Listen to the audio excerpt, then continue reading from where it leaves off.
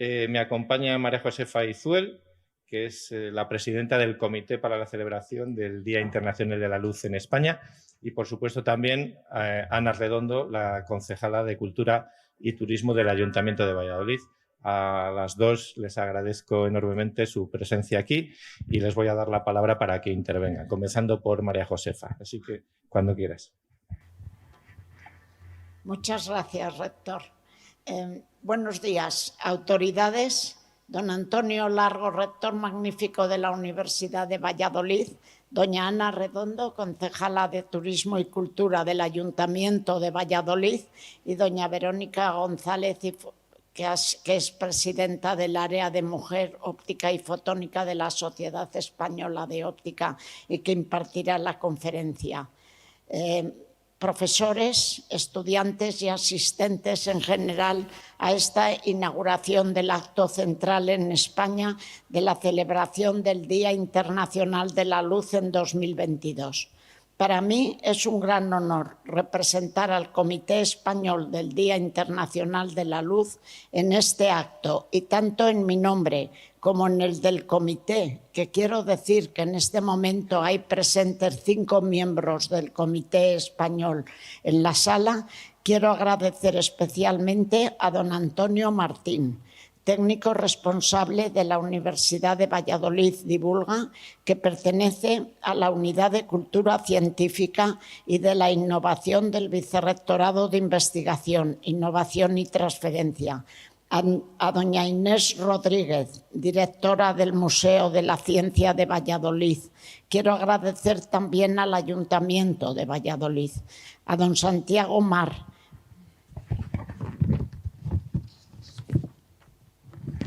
profesor jubilado de esta universidad y que ha sido alma y núcleo para poder llevar adelante esta celebración. También quiero agradecer a todos los que han participado en la organización de este acto por el excelente programa que han preparado para esta celebración. España es el único país en el que cada año se ha organizado un acto central para celebrar esta fecha. A nivel internacional lo hubo en el 2018 y 2019. Cuando se paró por la pandemia no se ha renovado. Este año en Valladolid habéis organizado una de las celebraciones más completas a nivel mundial en contenidos y en el amplio abanico de público al que están orientados los actos programados. Haciendo un poco de historia, quiero decir que la celebración del Día Internacional de la Luz es como un legado de lo que fue el Año Internacional de la Luz y de las tecnologías basadas en la luz. Por eso, en noviembre del 2017, la UNESCO, en su 39ª sesión, en una conferencia general, aprobó que a partir del 2018 se celebrara esta fiesta. ¿Por qué el 16 de mayo? El 16 de mayo es porque en tal día como hoy, en 1960, Theodor Neumann obtuvo la primera luz láser, que fue a partir de un láser de rubí. En el año 2015 fueron muchas las actividades que se hicieron a nivel mundial y también en España, y se llegó a una gran parte de la sociedad para que fuera consciente de que las tecnologías basadas en la luz son importantes para el bienestar de la humanidad. En realidad, este es un proyecto educacional y de difusión. Y creo que en Valladolid habéis captado perfectamente la idea del proyecto, porque se han organizado una serie de actos que va a llegar a mucho público muy variado.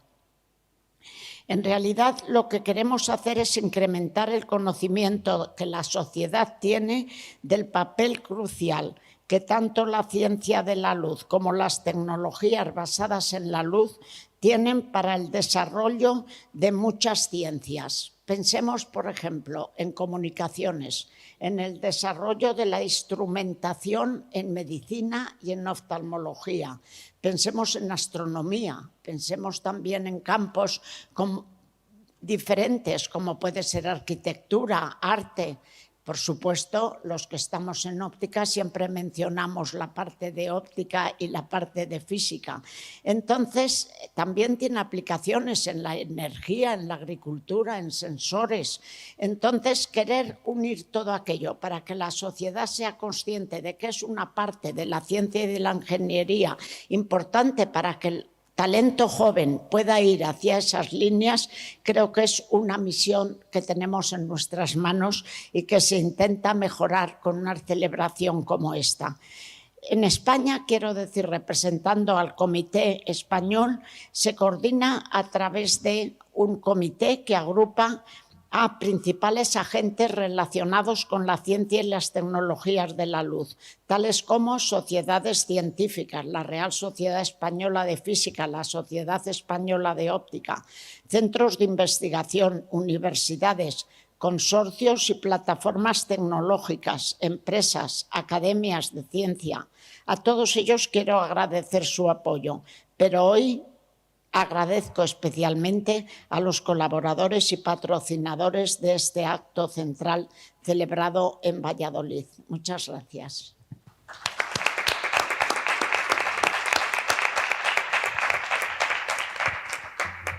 Muchas gracias, profesora Izuel.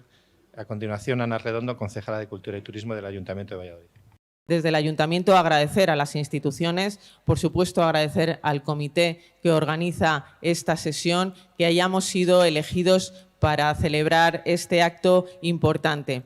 Creo que la luz es progreso, la luz es avance científico, avance tecnológico, pero también hablábamos antes que la luz es belleza, que la luz, a través de sus distintos ámbitos donde se expresa, es, como digo, un ámbito de conocimiento, de belleza, de avance.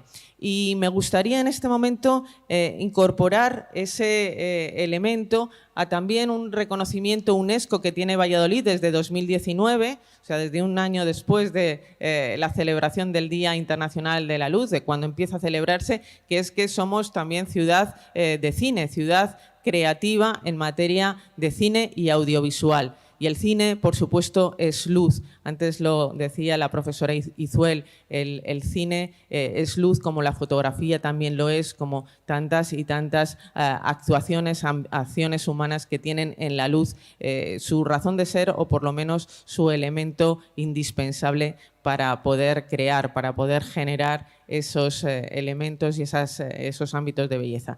Así que creo que por todos estos motivos Valladolid es una buena sede para celebrar este día y especialmente también celebrarlo con mujeres en la ciencia, con mujeres científicas, con mujeres que han dado ese paso adelante en materias a veces complejas o donde las mujeres no han estado tradicionalmente muy representadas. El que tengamos aquí a dos de ellas representantes además de dos generaciones muy distintas, pues nos hace concebir esperanzas de que efectivamente la ciencia es luz y la ciencia también tiene nombre de mujer que a veces se olvida. Así que sin mucho más que comentar, agradeciendo nuevamente por estas dos circunstancias, porque Valladolid se accede y porque además sean mujeres las que protagonizan este acto, pues cedo la palabra al rector para que dé comienzo esta actividad. Gracias.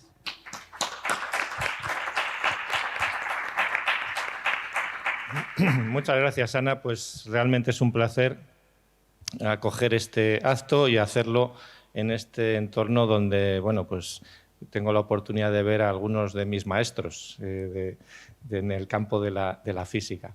Lo que quería hacer en primer lugar es, por supuesto, agradecer a las instituciones, a la Sociedad Española de Óptica, al Ayuntamiento de Valladolid, que colaboran en esta actividad y muy particularmente pues, a las personas que lo desarrollan, a la Unidad de Cultura Científica, Antonio Martín. Tenemos al vicerrector anterior de investigación que apostó decididamente por que la Unidad de Cultura Científica en la Universidad de Valladolid jugase un papel protagonista y tenemos al actual responsable de la misma y que desde el Vicerrectorado de Investigación, Innovación y Transferencia se realizan actividades de divulgación y difusión de la cultura científica muy importantes. Tendremos oportunidad de cerrar esta semana de actividades con la Feria de Ciencia Sostenible el sábado 21 por la mañana. Y, por supuesto, al Ayuntamiento, pues particularmente a través del Museo de la Ciencia, Inés Rodríguez, que, como ha dicho Ana, pues a lo largo de todo el año, pues una de sus pasiones y sus actividades fundamentales pues es la difusión y la divulgación de la ciencia para el beneficio de la sociedad. Y realmente, pues lo que me alegra también mucho es que la conferencia la vaya a dar una egresada de la Universidad de Valladolid, una joven científica, pero joven, pero muy brillante, que nos va a deleitar con una conferencia que espero que todos ustedes disfruten. Y como la protagonista es hoy ella, son las mujeres en la ciencia, en el contexto de la luz, de la ciencia de la luz y las tecnologías en la luz, pues no quiero robar ni un minuto más de protagonismo para que Verónica González pues pase inmediatamente a ocupar el estrado e impartir la conferencia. Muchísimas gracias a todos.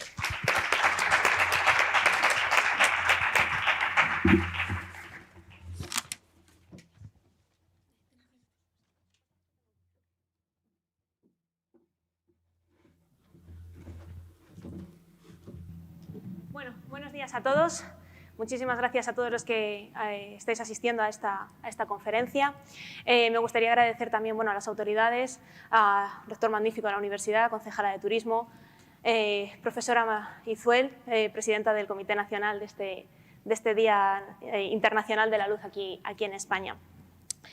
Yo vengo hoy en calidad de presidenta del área de mujer, óptica y fotónica de la Sociedad Española de Óptica, y también me gustaría agradecer tanto a ese Comité Nacional del Día Internacional de la Luz como al Comité Local por haber pensado en mí para impartir esta conferencia inaugural, porque yo soy hija de esta universidad, aquí me licencié y aquí me doctoré, así que digamos la ilusión es doble por estar hoy aquí.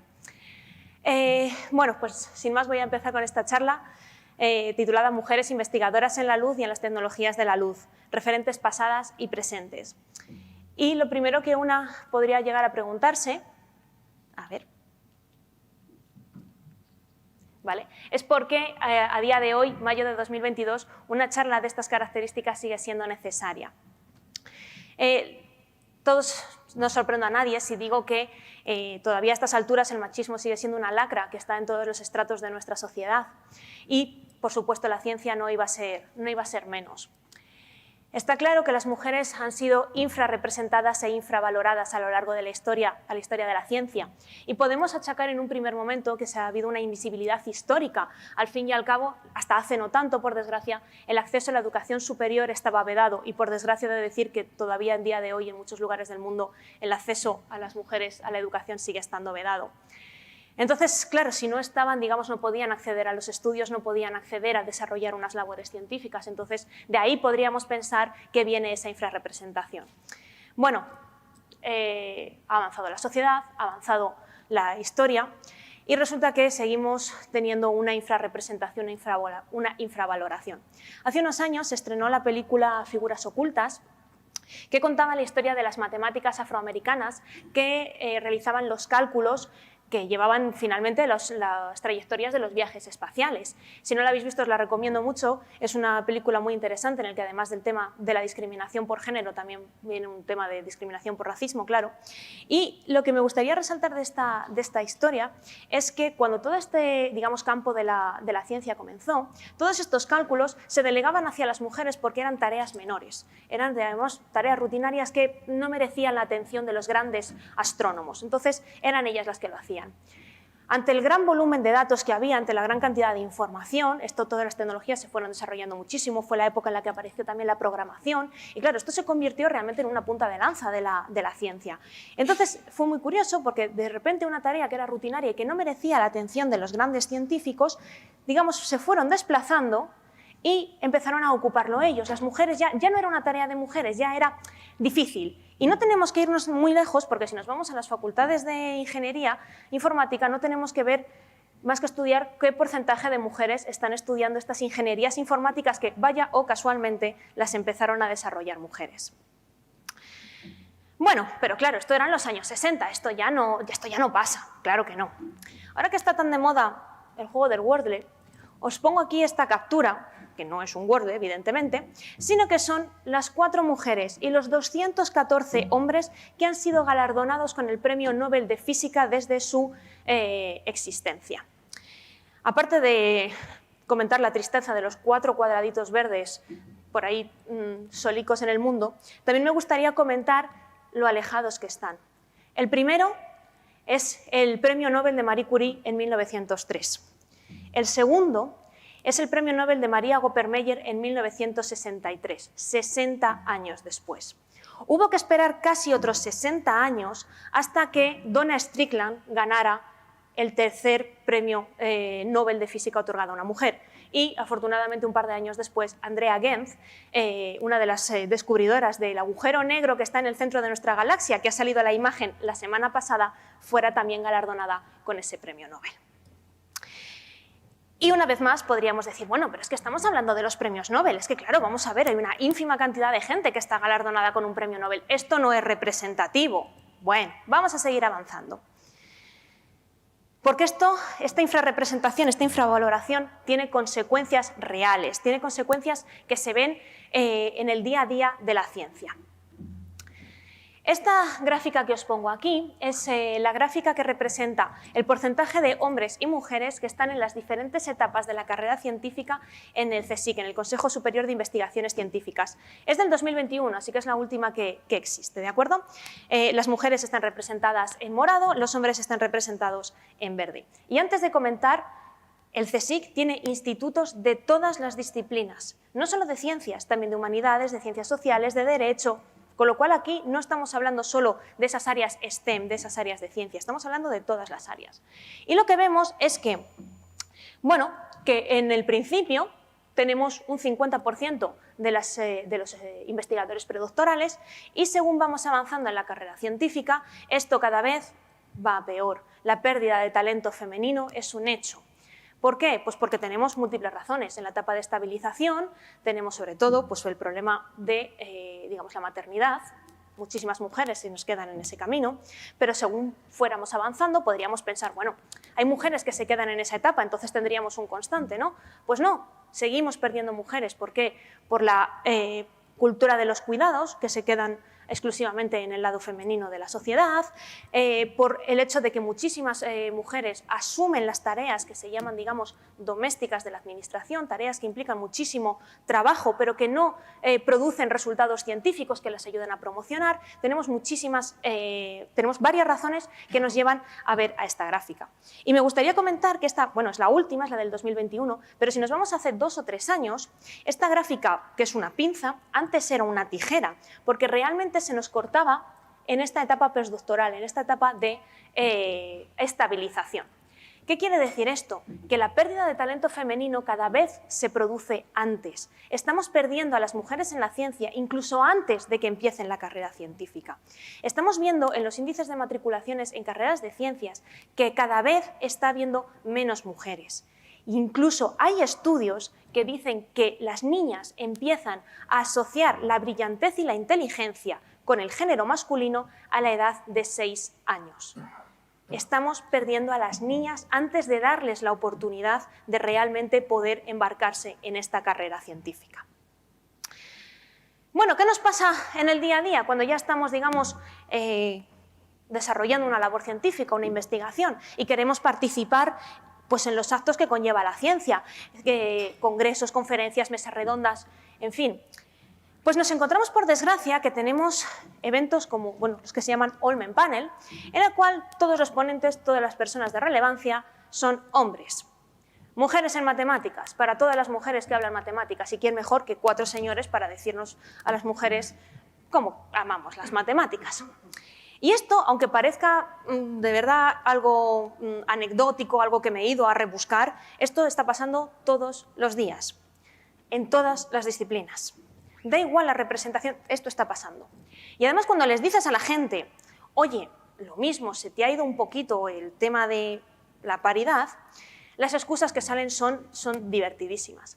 Uy, porque te dicen que no existen mujeres en el área, vaya por Dios, es que yo no las conozco, vaya por Dios también, y es que es muy difícil encontrarlas. Entonces, Así van pasando los días, los eventos, los meses, los años y seguimos encontrándonos que hay cantidad de eventos científicos en los que todos los ponentes son hombres, lo cual lleva una vez más a una infrarrepresentación y una infravaloración de las mujeres en ciencia. Hay también un efecto, el efecto Matilda, que no se definió solo para ciencia, pero se aplica muy bien al caso de muchas mujeres científicas, que es básicamente un prejuicio en contra de reconocer los logros de las mujeres, científicas en este caso, y achacarlo al colega masculino que tienen al lado. Vamos a ver a lo largo de la charla algunos ejemplos de este efecto Matilda. Bueno, y entonces, ¿qué hacemos con todo esto? Bueno, pues en el año 2015, como ha comentado ya la profesora Izuel, se celebró el Año Internacional de la Luz y entonces, digamos, con un esfuerzo conjunto de la Universidad de Alicante, de la Sociedad Española de Óptica y del Grupo Especializado de Mujeres en Física de la Real Sociedad Española de Física, aprovechando, digamos, la efeméride, se creó una exposición de 12 mujeres científicas para, digamos, sacarlas de esas brumas de la historia en las que se habían acabado perdiendo, porque evidentemente pues, hemos contribuido y hemos hecho grandes descubrimientos a la historia de la ciencia. Entonces, estas 12 mujeres científicas, que vamos a repasar brevemente en esta charla de hoy, bueno, pues hicieron grandes aportaciones y es meritorio que las recordemos. Voy a hacer un breve repaso, muy breve, de cada una de ellas y sus logros, porque hay una exposición maravillosa en el Palacio de Santa Cruz, a la cual os invito a todos a asistir, en el cual se detallan más estas biografías y de verdad que es una exposición muy, muy bonita, con unas ilustraciones preciosas, así que invitados quedáis a descubrir un poquito más de todas estas mujeres científicas. Voy a empezar, digamos, cronológicamente, de la más antigua a la más reciente, y empezamos con Madame de Châtelet. Madame de Châtelet era una aristócrata francesa cuya principal contribución fue que tradujo los Principia de Newton al francés.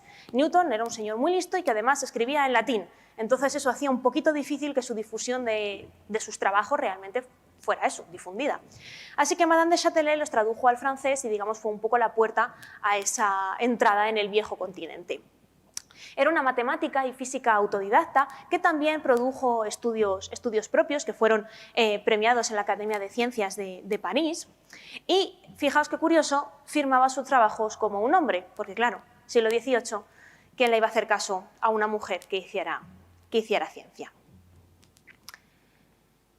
Tenemos a Martha Coston, que fue una ingeniera y dueña de la Coston Signal Company, y ella lo que hizo fue diseñar un sistema de comunicación náutica entre barcos basado en bengalas luminosas de diferentes colores para enviar diferentes códigos diferentes mensajes, ¿no?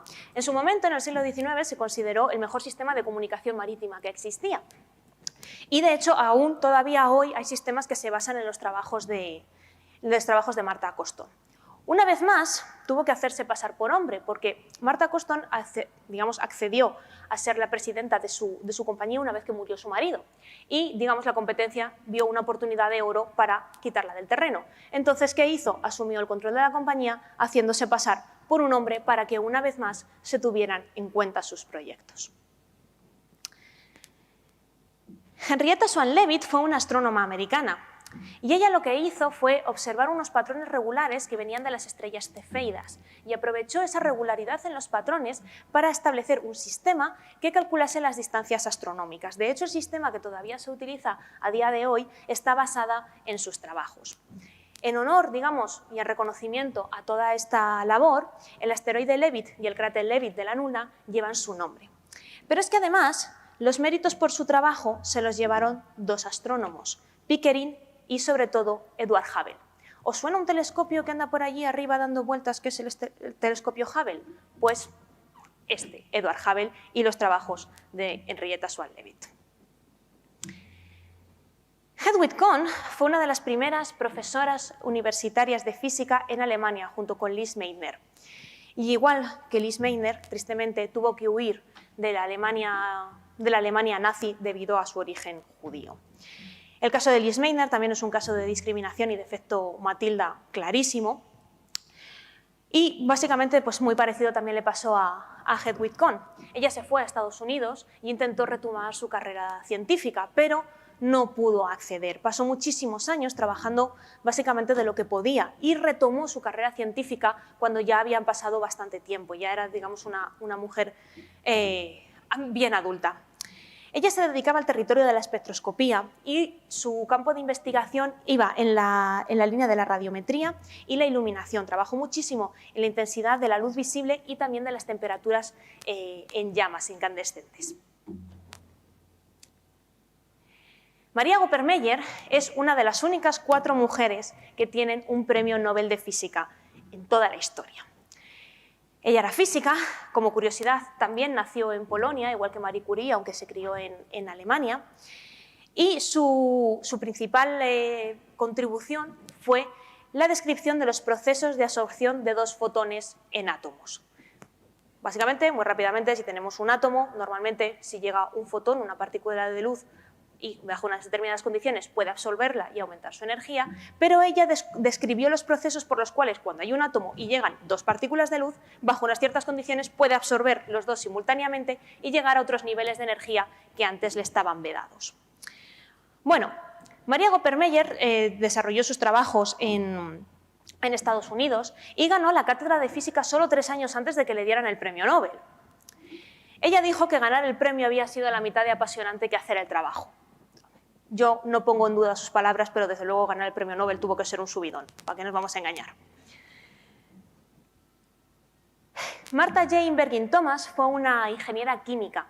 Fue la primera directora de los laboratorios Electrical Products en Estados Unidos y fue ganadora de diversos premios como el Premio de Nueva Inglaterra, Ingeniera del Año y la Inventora de Nueva Inglaterra. Ella contribuyó sobre todo al desarrollo de los fósforos, esos materiales bajo los cuales una determinada aporte de energía empiezan a emitir luz. A Martha Jane Bergin-Thomas le pasó también un poco lo mismo que a Hedwig Kohn. Intentó desarrollar una carrera científica, pero los puestos, digamos, meritorios estaban vedados. Los turnos de día de las universidades eran para los científicos, varones. Entonces ella daba clases nocturnas, daba clases particulares, estuvo también muy involucrada en la crianza de su familia, entonces realmente pudo acceder al puesto que se merecía cuando ya su carrera científica estaba bastante avanzada. En la Universidad de Boston y profesora adjunta en la Universidad de Rhode Island. María Luisa Spaeth fue física y aprovechando la efeméride de que hoy es eso, la efeméride de la invención del láser, ella fue la inventora de los láseres sintonizables mediante colorantes. Muy rápidamente también, y que me perdonen los entendidos en la sala, que hay unos cuantos, la peculiaridad de un láser es que emite, digamos, en una única longitud de onda, en un único color, entre comillas, o en un conjunto muy, muy pequeñito de esas longitudes de onda. Ese es precisamente el gran potencial que tienen las fuentes láser. Pero claro, emiten fijo normalmente. Ella desarrolló el sistema de colorantes a través de unos componentes químicos, podía ir variando la luz que iba emitiendo ese láser, es decir, seguía emitiendo muy poquitas de esas emisiones, pero las iba sintonizando, las iba cambiando, lo cual supuso un nuevo mundo en el desarrollo de los láseres, como podéis imaginar. Las aplicaciones que esto tuvo fueron millones. También perfeccionó técnicas de separación de isótopos con este medio, es decir, realizó muchísimas aportaciones. Y además fue una pionera en la igualdad de género, porque luchó por un sistema de promoción justo en los Hughes Research Laboratories, porque, una vez más, pasaba la misma. Los que promocionaban en la escala, pues adivinad quiénes eran. Catherine Brugh-Blodgett fue la primera mujer doctorada en física por la Universidad de Cambridge, que se dice pronto. A Catherine Brugh-Blodgett la debemos el hecho de que cuando nosotros nos quitamos las gafas y la ponemos a la luz y vemos una pátina verde, ese es el recubrimiento antirreflejante de las gafas que nos permiten ver sin esos odiosos reflejos, pues se lo debemos a ella, porque fue la primera que inventó el cristal antirreflejante, a través de las observaciones que hizo de interferencias en una lámina jabonosa. ¿Os habéis fijado cuando hay pompas de jabón que se ven una serie de colores iridiscentes? Son interferencias y son la base realmente de esos recubrimientos ópticos. Y ganó, entre otros reconocimientos, la medalla Garvan de la American Chemical Society. Yvette Cauchois fue una física francesa y observó por primera vez el espectro de rayos X emitidos por gases pesados raros. gases pesados raros, vamos a decir átomos grandes y gordos que están en la última parte de la tabla periódica. Los espectros se fueron empezando, por supuesto, a encontrar de los elementos más sencillos y según fueron avanzando las tecnologías fuimos pudiendo encontrar los de elementos más complejos. Ella trabajaba en el campo de la espectroscopía e inventó un nuevo tipo de espectrógrafo precisamente para poder ver estos espectros que estaba estudiando. Fue la primera en Europa que desarrolló fuentes de luz de sincrotrón. ¿Qué quiere decir esto? También muy brevemente. Cuando aceleramos las partículas y se mueven a mucha velocidad, eso emite una serie de ondas electromagnéticas, emite una serie de luces. Fue la primera que pudo llegar a hacer esto en Europa. Y como curiosidad, fue la segunda mujer, después de Marie Curie, que presidió la Sociedad Francesa de Química Física. Mirad los años en los que vivió Marie Curie y mirad los años en los que vivió Yvette Cosua. Bueno, Rosalind Franklin. Rosalind Franklin es una de las pocas mujeres que ha realmente logrado escapar de esas brumas de la historia. En los últimos años su aportación a la ciencia, su relevancia, se ha puesto realmente de relieve, valga la redundancia. Ella fue una química física que obtuvo la fotografía 51 que ilustro aquí, con la que se confirmó la estructura de doble hélice de la cadena del ADN. Precisamente también como era un campo pionero, tuvo que mejorar el análisis de estas sustancias amorfas con rayos X, porque los rayos X normalmente se aplican a sustancias que tienen una estructura muy definida y las sustancias amorfas, como las sustancias biológicas, no estaba tan claro cómo poder estudiarlas. Y fue ella, digamos, quien mejoró la técnica. Desgraciadamente, Rosalind Franklin murió con 37 años, víctima de un cáncer, muy probablemente causado por la exposición continua a los rayos X con los que trabajaba. Y tristemente también, 4 años después de su muerte, le otorgaron el premio Nobel a sus compañeros Watson, Crick y Wilkins, que no hicieron esfuerzo ninguno por reconocer su participación en la investigación. Sabéis que el premio Nobel solo se puede otorgar a personas que estén vivas. Desgraciadamente, como había fallecido, ya no podía optar al premio Nobel, pero desde luego sus compañeros tampoco hicieron ningún esfuerzo porque se reconociera su justa labor en esa investigación. Otro efecto Matilda del libro. Jack Macpherson Bennett fue una física y química y fue la primera mujer que se doctoró en física en la Universidad de Pensilvania en 1955, que también se dice pronto. Fue también la primera mujer contratada en el Naval Air Warfare Center, que estaba centrada en la mejora de las superficies ópticas. Fue la primera mujer presidenta de la Sociedad Americana de Óptica. También, repito, fijémonos en los años en los que se está desarrollando todo esto. Y era una persona extremadamente comprometida con la promoción de las personas en investigación. Ella estableció diferentes premios, como el Bennett Prize a la excelencia en personas graduadas en física y el Jean Bennett Award para precisamente investigadores excelentes en el mundo de la óptica, que era a lo que ella se dedicaba. Y llegamos a la última de nuestras mujeres recogidas en esta exposición, Jocelyn Bell Burnell. Ella es física inglesa y descubrió los púlsares, que son unas estrellas de neutrones que emiten haces de radiación electromagnética. La historia de Jocelyn Bell es muy graciosa porque ella cuando estaba estudiando le encantaba la astronomía, que debía dedicarse a ello. Ahora bien, lo de pasarse las noches en vela no lo llevaba muy bien. Entonces decidió que iba a hacer su tesis en radioastronomía, que eso también se puede hacer durante el día y por las noches descansar, que es muy necesario. Entonces, mientras estaba haciendo su tesis, doctoral, descubrió una señal de radioastronomía que era constante, un patrón constante. Y no se correspondía con nada de lo que había hasta ese momento. Entonces, bueno, se lo comentó a su director de tesis, estuvieron barajando diferentes posibilidades, por supuesto el error del aparato, el te has equivocado, esa clase de cosas que a todos nos pasan en un laboratorio. Llegaron incluso a plantearse si podía ser alguna señal extraterrestre. Entonces dijo, no, yo esto no lo veo, esto tiene que ser algo nuevo, esto tiene que ser algo que no conocemos todavía. Y así identificaron los púlsares.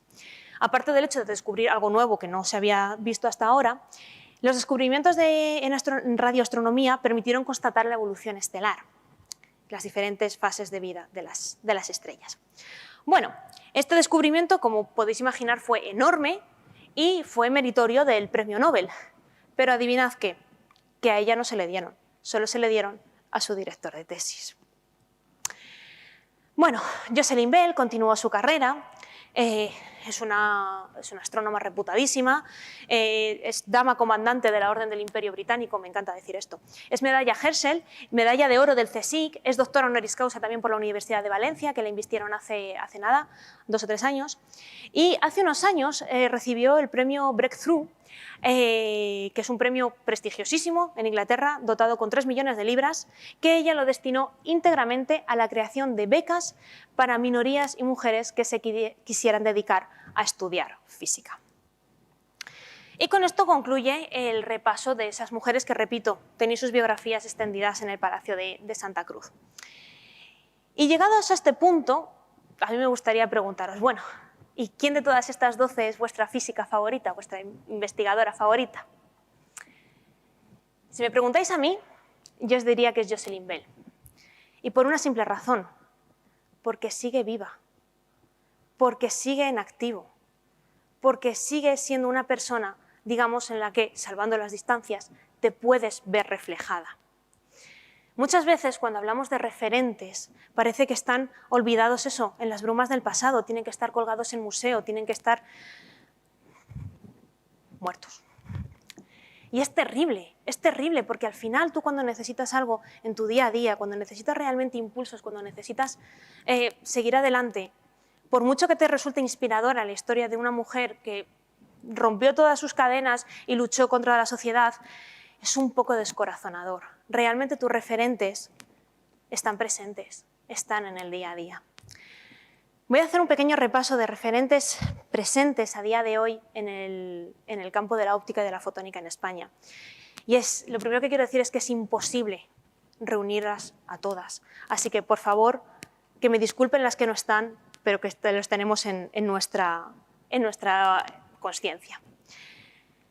Y me gustaría empezar haciendo un repaso a esas mujeres que están liderando áreas de investigación, que están realmente haciendo la ciencia, la óptica y la fotónica a día de hoy. Por supuesto, quiero empezar con la que ocupa el centro del mosaico, la profesora Izuel, catedrática emérita de óptica, y que ha sido una investigadora que lo ha sido todo cuando nadie realmente podía ser nada. Así que desde aquí, muchas gracias por tu investigación, por tu carrera y por abrirnos camino a las que hemos venido después.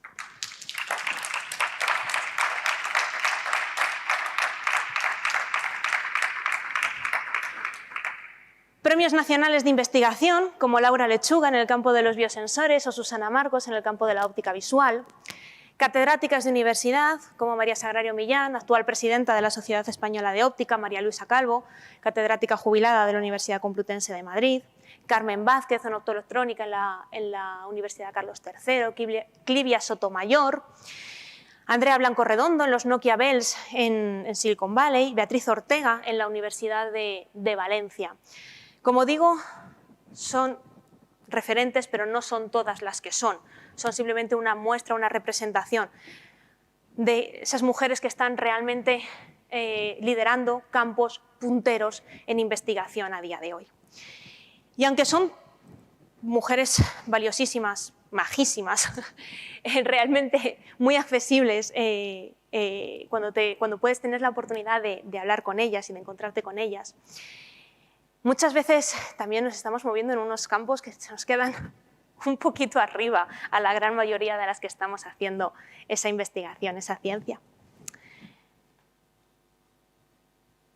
Uy, me he ido hacia atrás. Referentes presentes, referentes en el día a día. Desde investigadoras predoctorales hasta catedráticas de universidad que también están aquí. Y pongo este mosaico, que aunque pueda parecer un poco abrumador, lo pongo con un doble objetivo.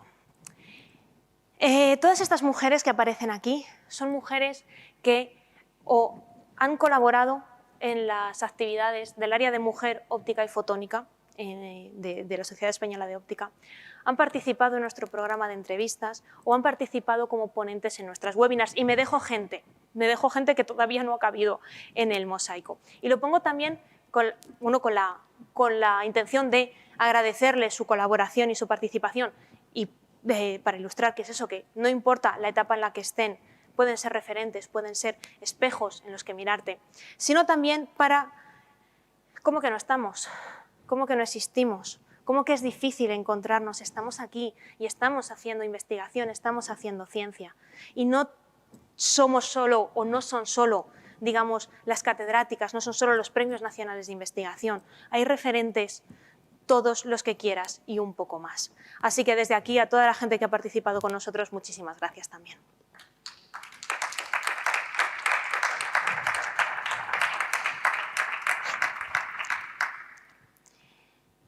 Llegados a este punto, y tal y como ha empezado la charla, podríais decir, bueno, pero ¿cómo que invisibilidad? ¿Cómo que no estáis? Fíjate la gente que hay ahí.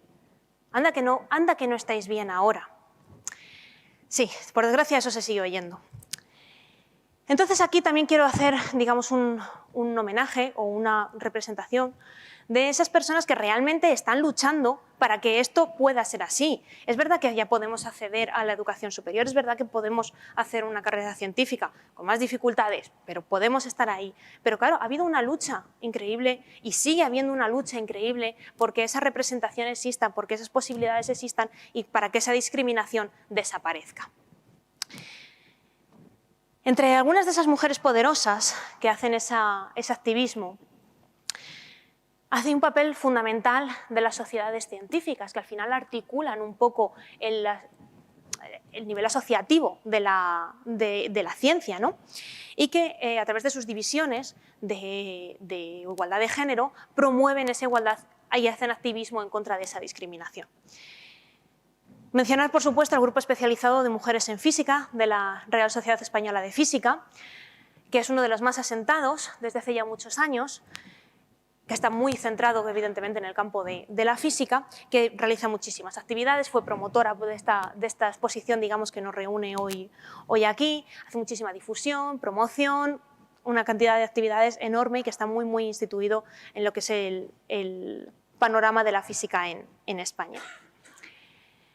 AMIT, la Sociedad de Mujeres Investigadoras y Tecnólogas, con una gran presencia nacional, también muy establecida, incluso a nivel legislativo, llegan a digamos, subir iniciativas a niveles a los que otras realmente no podemos, para digamos, que esa igualdad en género sea una realidad y que esté realmente escrita sobre un papel.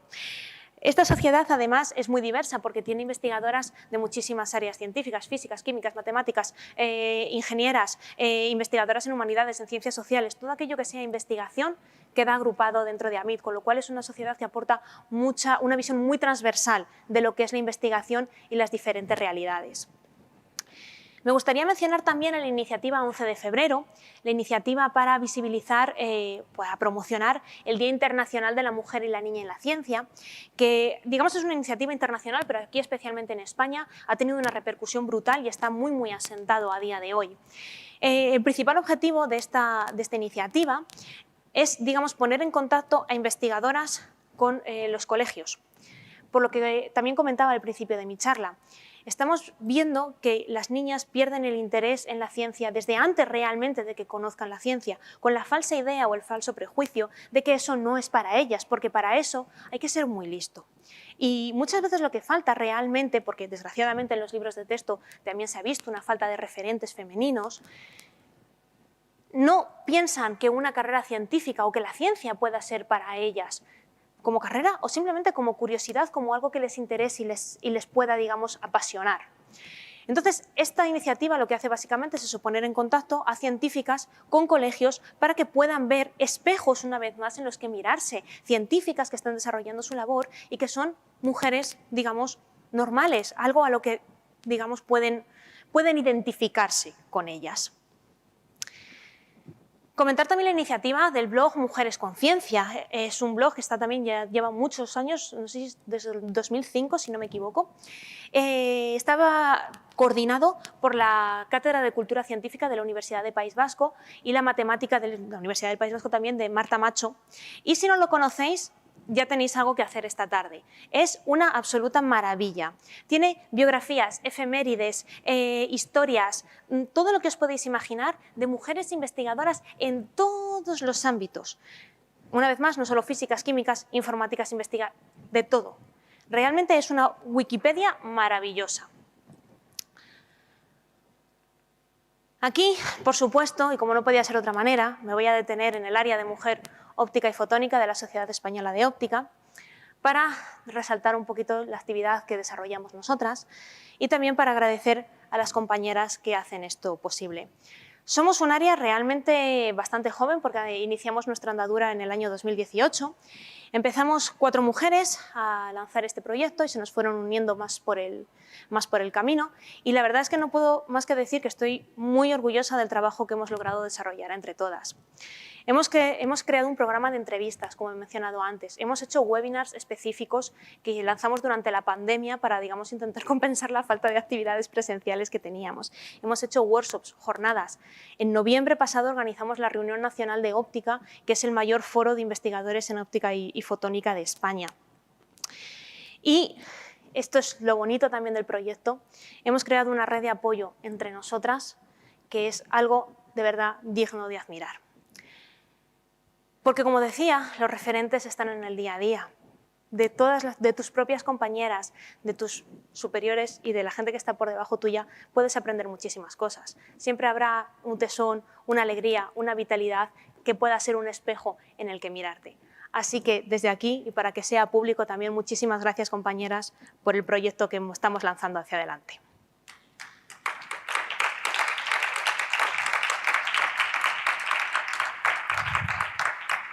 Bueno, que nadie se me vaya de la charla según vea este título, por favor.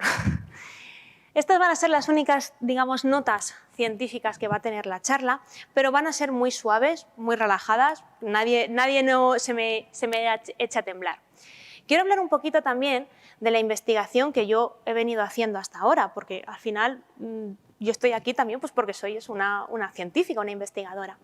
Y además os voy a contar un poquito lo que estoy haciendo, uno con el objetivo de pues contarlo un poco, que siempre me hace ilusión, y también, digamos, hacer ver que la óptica y la fotónica no es algo que solo sean las imágenes que tenemos prefabricadas en la cabeza, sino que es un ámbito que llega a muchísimos áreas de la ciencia.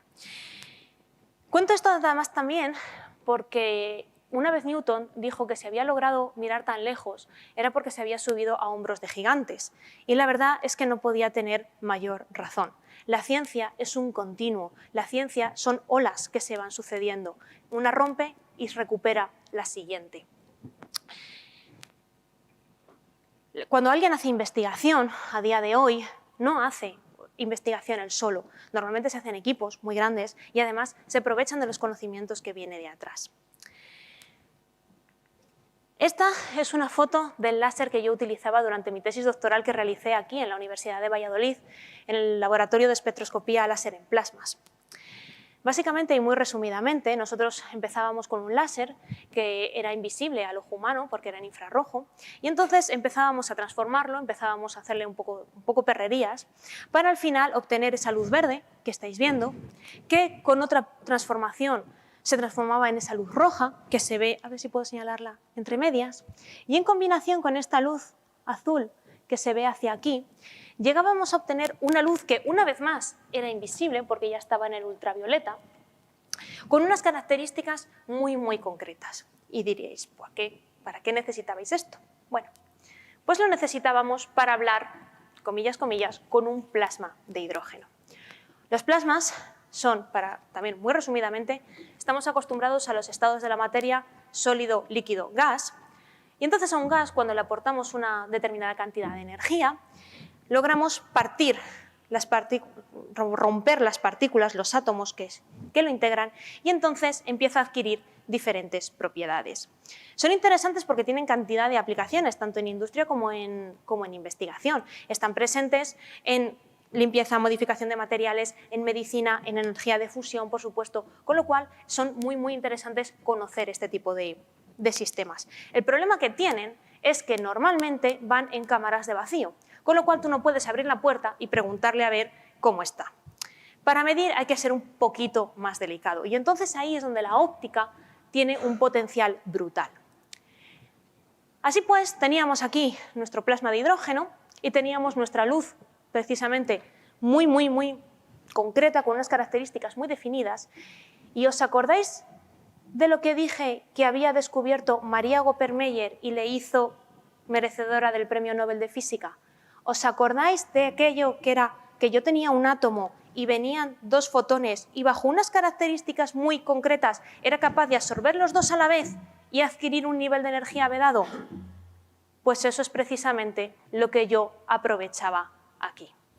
Esto, no voy a entrar en más detalles, pero para que os hagáis una idea, es la estructura atómica del hidrógeno en el primero de sus niveles excitados. Un átomo es 1 millón de veces más pequeño que el diámetro de un pelo, más o menos, para que os deis una idea del potencial que puede llegar a tener esto. Bueno, como digo, yo hice la tesis en esta universidad, por aquí me doctoré y continué mi investigación en Francia, donde realicé un postdoctorado. Allí pasé de trabajar de unos plasmas que medían como 5 centímetros a una máquina en la que literalmente me podía meter dentro. Y aquí también trabajé en espectroscopía de plasmas, en este caso con espectroscopía de emisión, recogiendo toda la luz que emitía este plasma, en este caso era un plasma de argón, recogiendo toda la luz que emitía y, digamos, manipulándola convenientemente, pues podíamos llegar a reconstruir la estructura de este sistema y averiguar propiedades como su densidad y su temperatura. Y esto lo cuento, aparte de porque la foto es muy bonita, para, digamos, hacer también hincapié en las herramientas que me aportaron esta universidad. Porque yo salí de aquí, digamos, me fui al mundo y pude desarrollar también mi investigación. Fui muy valorada allí donde fui y eso también es mérito de quienes me enseñaron. Porque, al final, una es quien es gracias a su familia, a sus amigos y también a los mentores que la guían en su camino. Esta foto es del día que yo defendí mi tesis doctoral en la Facultad de Ciencias. Y he de decir que he tenido la inmensa suerte de estar rodeada por brillantes científicos, en muchos casos de ellos mujeres. Las 2 personas que están a mi lado, justo a mi lado, son 2 de las personas que fueron tribunal de mi tesis, Isabel Tanarro, del Instituto de Estructura de la Materia del CSIC, y Annette Calisti, de la Universidad de Aix-Marseille, en Francia. Pero las 2 personas que están en los extremos de la foto son mis 2 grandes mentoras. Son las 2 grandes científicas que han hecho que yo sea hoy quien soy. Mujeres que me enseñaron muchísima física, evidentemente, muchísima óptica, pero que me enseñaron también vitalidad, resiliencia y alegría de vivir. Así que desde aquí, muchísimas gracias a Concha Pérez y muchísimas gracias a Inmaculada de la Rosa, porque sin ella yo no sería hoy quien soy.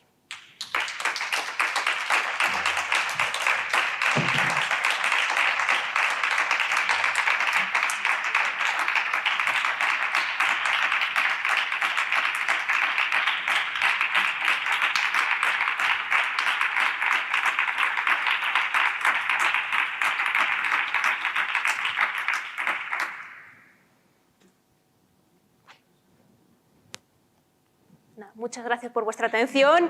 Os dejo si queréis por aquí las redes sociales del área de Mujer Óptica y Fotónica, nuestra página web, nuestro Twitter, el correo del área y mi correo también por si quisierais poneros en contacto conmigo. Muchísimas gracias.